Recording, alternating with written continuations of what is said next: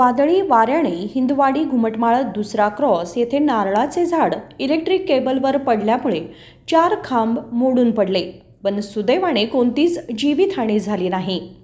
हिंदवाडी येथील गोमटेश विद्यापीठाच्या बाजूला मारुती मंदिरमध्ये जाणाऱ्या दुसऱ्या क्रॉसवर रात्री सुसाट वाऱ्यामुळे नारळाचे झाड अचानकपणे विद्युत तारेवर कोसळले आणि जवळपास 4 खांब तुटून पडले।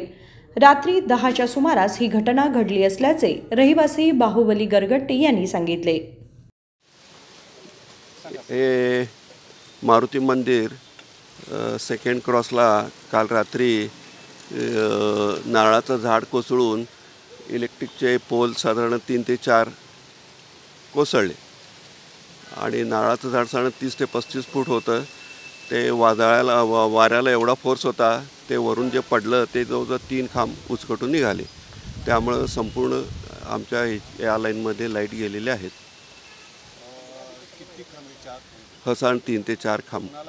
नाही काही हानी झालेली नाही आणि रस्त्यावर रात्री काय ट्रॅफिक पण होतं, त्यामुळे कुणाला काही झालेलं नाही। तरी आम्हाला लगेच आवाज आल्यानंतर समजलं, आम्ही बाहेरून बघितलो, तोपर्यंत म्हणजे हे सगळं झालेलं होतं। रात्री या मार्गावरून कोणतीच रहदारी नसल्यामुळे सुदैवाने अनुचित प्रकार घडला नाही।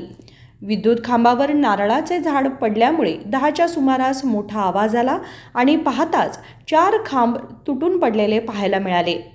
रात्रीची वेळ असल्यामुळे या मार्गावर रहदारी नव्हती। सकाळी केईबी विभागाने या ठिकाणी भेट देऊन विद्युत खांब आणि नारळाचे झाड हटवण्यास सुरुवात केली आहे।